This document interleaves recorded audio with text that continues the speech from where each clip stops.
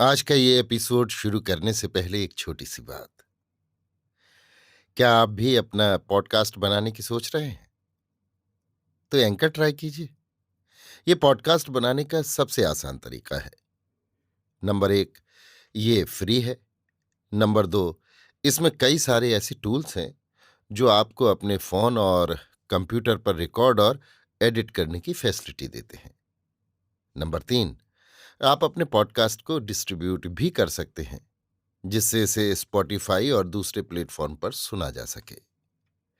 तो डाउनलोड कीजिए free anchor app या विजिट कीजिए anchor.fm पर अपना पॉडकास्ट स्टार्ट करने के लिए। ये तो थी एक छोटी सी जानकारी, और अब शुरू करते हैं एपिसोड का सिलसिला। तो आज के एपिसोड में लीजिए सुनिए सूर्यकांत त्रिपाठी निराला के लिखे उपन्यास प्रभावती का भाग 34, मेरी यानी समीर गोस्वामी की आवाज में। कन्यकुब्ज में एक ही सप्ताह के भीतर खलबली मच गई। मनवा से कुमारी रत्नावली के पत्र के साथ प्रमाण में भेजा हुआ वो भिक्षुक आया, जिससे कुमारी प्रभावती के साथ कुमारदेव के विवाह का प्रमाण पेश हुआ। राजा महेंद्रपाल और कुमारदेव की निर्दोषता बतलाई गई, और सबसे आवश्यक अंश सुधार के लिए महाराज के पास ये आया कि इच्छा के न रहते हुए भी मनवा की कुमारी रत्नावली को राजा बलवंत सिंह को प्रश्रय देने के कारण महाराजा धिराज का विरोध भी स्वीकृत होगा, यदि उन्होंने समुचित न्याय न किया।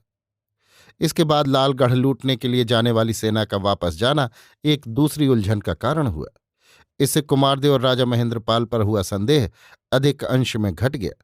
राजा महेश्वर सिंह का धोखा खाना और राजराजेश्वरी नाम के किसी डाकुओं की नायिका का राज कर लूटना, पश्चात प्रभावती को आश्रय देकर लालगढ़ पर अधिकार करना ज्ञात हुआ। फिर राजा महेंद्रपाल का पत्र देवी त्रियायामा के पत्र के साथ, जो उन्होंने रानी पद्मावती को लिखा था, महाराजा धिराज को प्राप्त हुआ। इससे संदेह पूर्ण मात्रा में दूर हो गया, बल्कि समस्या उलझनदार हो गई। इन तीन प्रधान सरदारों के परस्पर मिलने की शंका खड़ी हो गई। इन्हें दबाने के उद्योग से राजसूय के अनुष्ठान को पहले दबाना होता था।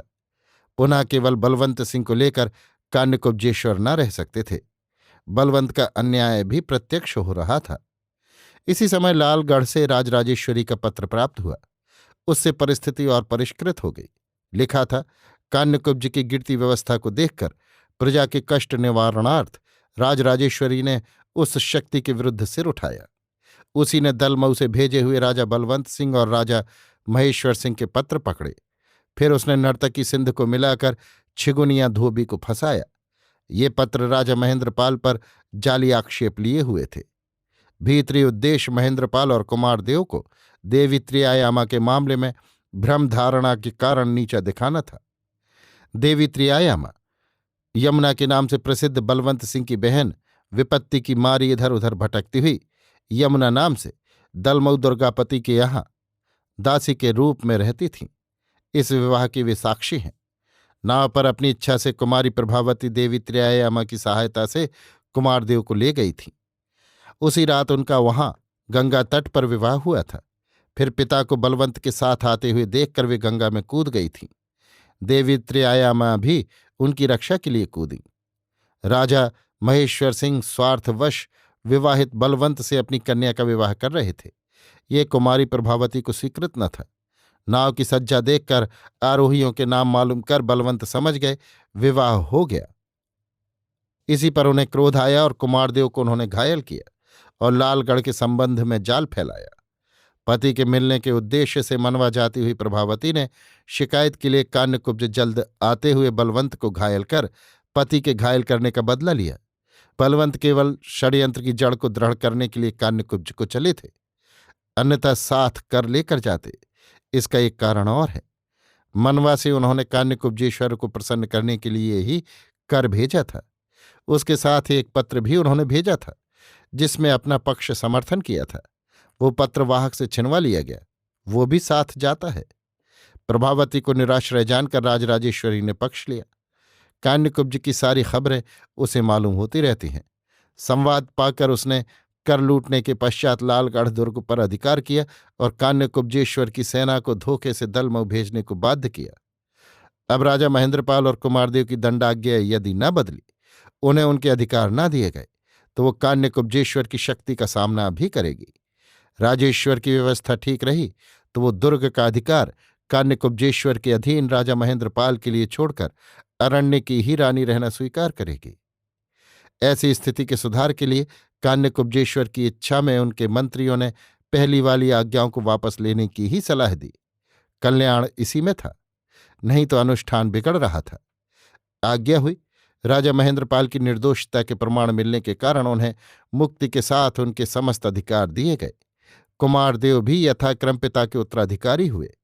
वे कुमारी प्रभावती के मनोनीत पति हैं। सप्ताह काल में ही पिता पुत्र कान्यकुब्ज में उपस्थित होकर अपने उच्च आसनों को अलंकृत करें। राजा बलवंत सिंह 2 वर्ष तक मनवा दुर्ग में प्रवेश न कर सकेंगे। कुमारी रत्नावली की योग्यता से कान्यकुब्जेश्वर की प्रीत हुई। वे 2 वर्ष तक कार्य संचालन कर अपनी योग्यता का प्रमाण दें। राजा महेश्वर सिंह वास्तव में निर्दोष हैं। वे पूर्ववत अपने अधिकारों के साथ कान्यकुब्ज में उपस्थित हों। भीतर भीतर कान्यकुब्जेश्वर राजराजेश्वरी पर उसकी स्पर्धा के कारण जल कर रह गए। घोषणा प्रचारित हो गई। छिपे हुए राजा महेंद्रपाल खुलकर कान्यकुब्ज पहुंचे। वहां सब हाल मालूम कर कान्यकुब्जेश्वर से राजराजेश्वरी को पकड़ा देने की प्रतिज्ञा की। कुमारदेव समस्त समाचार मालूम कर सीधे लालगढ़ पहुंचे। उस समय वहां से सारा ठाट उखड़ चुका था। केवल महाराज शिवस्वरूप मिले। कहा कि उन्हें दलमऊ जाने की आज्ञा हुई है, और जो कुछ उन्होंने कहा वो कुमार की समझ में आकर भी न आया। फिर माता के पास गए।